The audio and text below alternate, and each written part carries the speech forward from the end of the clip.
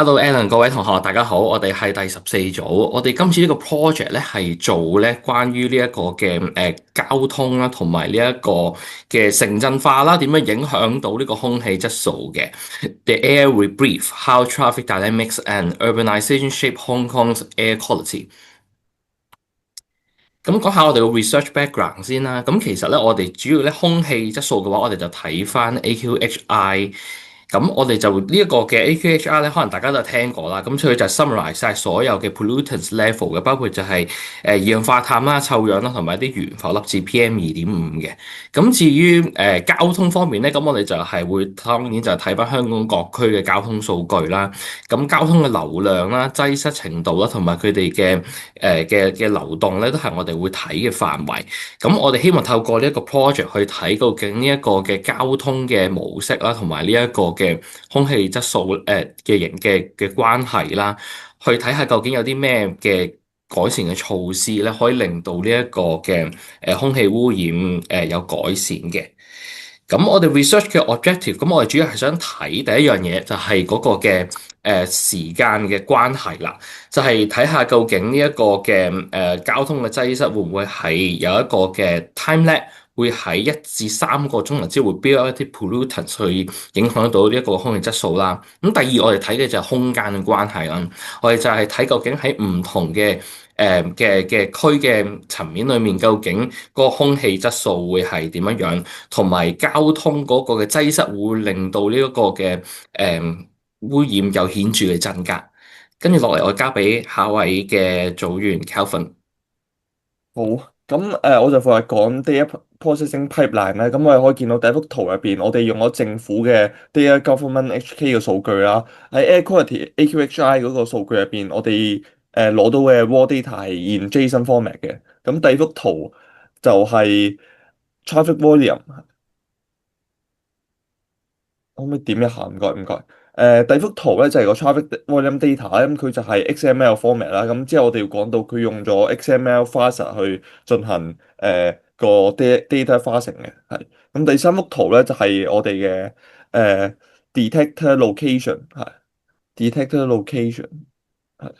咦係用我哋 detector location 就係 in CSV format 啦。咁呢一部分就係講我哋點樣攞到個 data。咁首先喺我哋第一步咧就係用 API endpoint 就係 list file version 去睇下 available timestamp，睇下有 from 一個 day range 啦。咁我哋就 tick 咗11月1號到11月30號啦。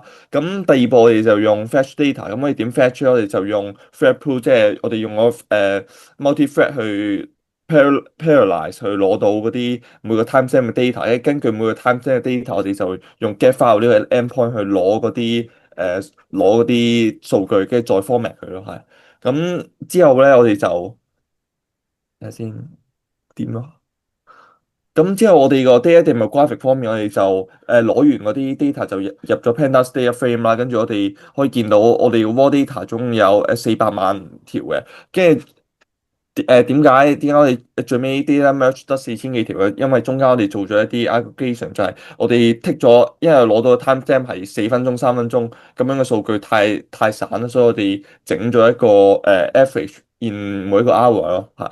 咁跟住個頁，咁呢一個就 show 咗我哋個 sample data of 嗰個DF merge 啦。咁呢個就係 data merge 啊，唔係我哋成個 data processing pipeline 由最右邊開始 DF detector。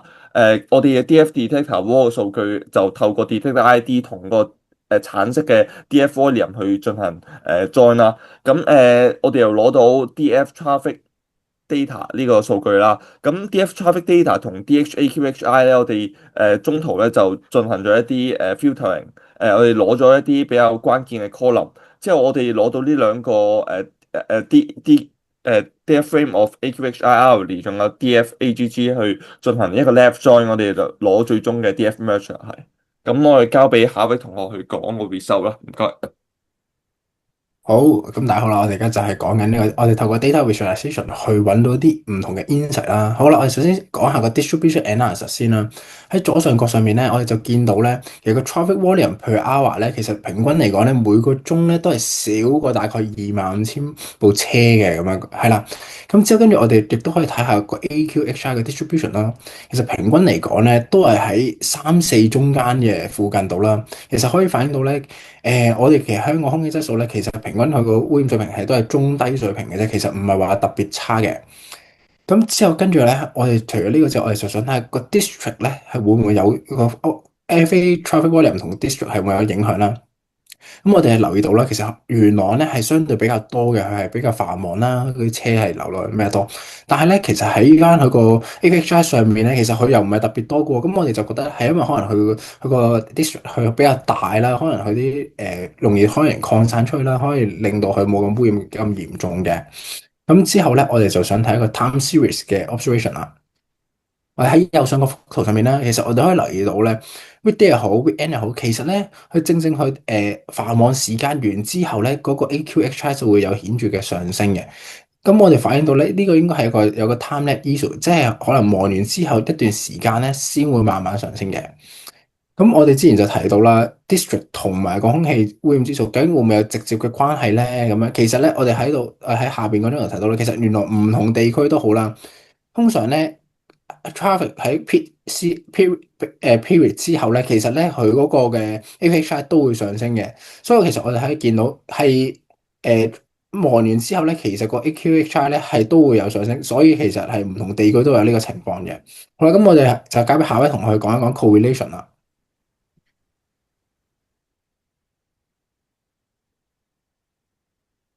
好，咁我就會講下 statistical correlation 嘅 result 啦。